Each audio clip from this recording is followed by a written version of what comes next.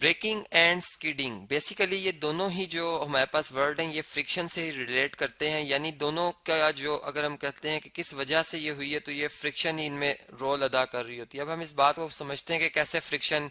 जो है वो रोल अदा करती है। जैसे फर्ज करें एक साइकिल या कोई कार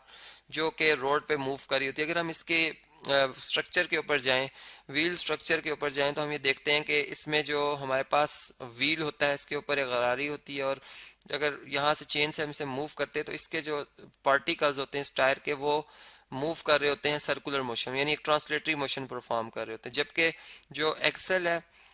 ये उसके अबाउट रोटेट कर रहे होते हैं, यानी एक्सल अपनी जगह पर एक एक्सिस बन जाता है और ये उसके गिर्द जो है वो घूम भी रहे होते हैं, रोटेट भी कर रहे होते हैं। जैसे अब जब ये रोटेशन होती है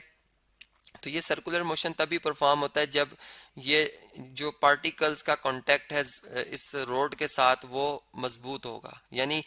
हमने बात पढ़ी थी कि अगर हम फ्रिक्शन को देखें तो फ्रिक्शन बेसिकली एक वो फोर्स होती है जो कि मोशन को,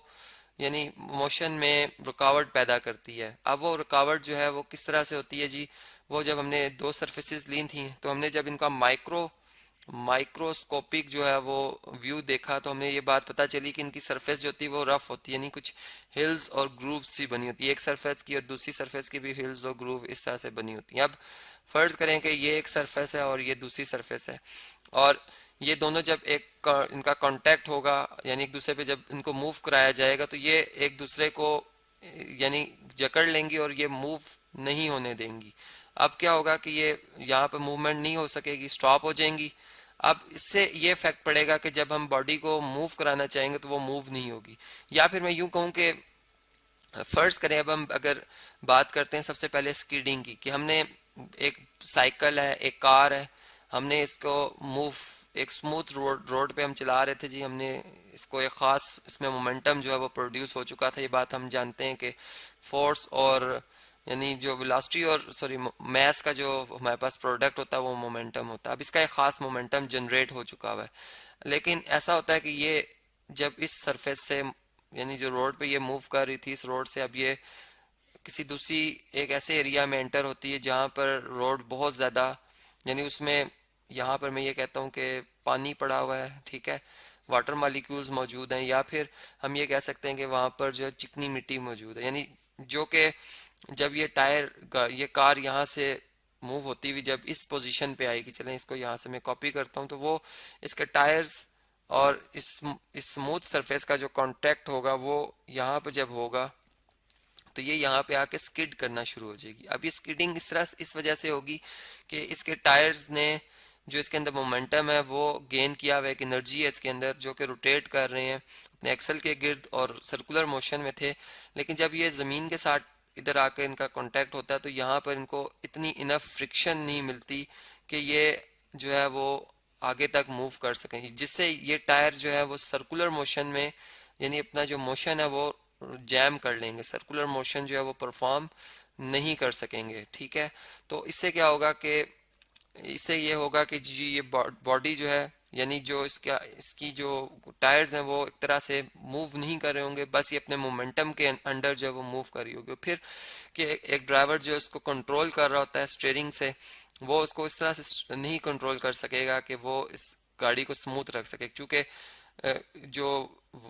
सॉइल पार्टिकल्स हैं क्या पता इधर से उसकी ऊंचाई ज़्यादा हो इधर से कम हो, तो जो इसको एक अनबैलेंस फोर्स अप्लाई होगी और जिससे ये स्किड करके जो इस सिम्त में भी मुड़ सकती है और इस सिम्त में भी ये मुड़ सकती है, क्योंकि इसका कंट्रोल नहीं रहेगा। इसी तरह अगर मैं ये बात करूं कि अगर हम इस चलें कोई और कार की बात करते हैं, एक कार जो है वो मूव कर रही है एक सरफेस पे, और अगर मैं इसे रोकना चाहता हूँ, ये एक बेशक एक ऐसी रोड पर है जो कि एक प्लेन रोड है, ठीक है, एक ही रोड पे मूव करिए, मैं इसे अगर रोकना चाहता हूँ तो मुझे फिर अगेन जो है वो फ्रिक्शन की ज़रूरत पड़ेगी, जो कि इसके जो ब्रेक शूज़ हैं, यानी अगर साइकिल की बात करें तो उसमें भी ब्रेक शू होते हैं, वो ब्रेक शूज़ जो हैं वो जब इसके टायर के रिम रिम में और रिम के साथ कॉन्ट्रैक्ट होंगे तो वो इसको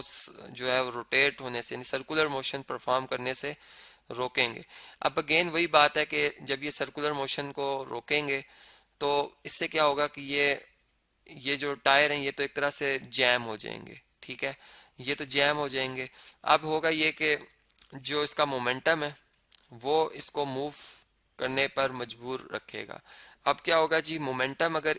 यानी जो कि हम जानते हैं कि मोमेंटम जो है मास और वेलोसिटी का प्रोडक्ट है। अब क्या होगा कि वो मोमेंटम जो है इसको इस डायरेक्शन में मूव करने पे मजबूर करेगा, और अगर ये फ्रिक्शन जो है ये इतनी इनफ एनर्जी ना हुई, यानी अगर हम न्यूटन्स के लॉस को भी इधर अप्लाई करें तो हम देख सकते हैं कि वो किसी बॉडी को स्टॉप करने के लिए भी एक फोर्स चाहिए, और ये फोर्स अगर इतनी इनफ ना हुई तो फिर क्या होगा कि ये बॉडी फिर अगेन, जैसे कि हमने स्किडिंग के केस में देखा था, कि ये स्किड करना शुरू हो जाएगी, और फिर अगेन यही बात के जो इसका ड्राइवर का कंट्रोल है इस गाड़ी के ऊपर से वो हट जाएगा, और फिर वो जो टायर हैं चूंकि वो मोमेंटम के अंडर मूव कर रहे होंगे, तो वो जो पार्टिकल्स, रेत के पार्टिकल्स या जो जो कि सरफेस पे जिस पे मूव करी है वो इसे अनबैलेंस्ड कर देंगे, जिससे ये इस साइड पे भी टर्न हो सकती है और इस साइड पे भी टर्न होकर कोई एक्सीडेंट जो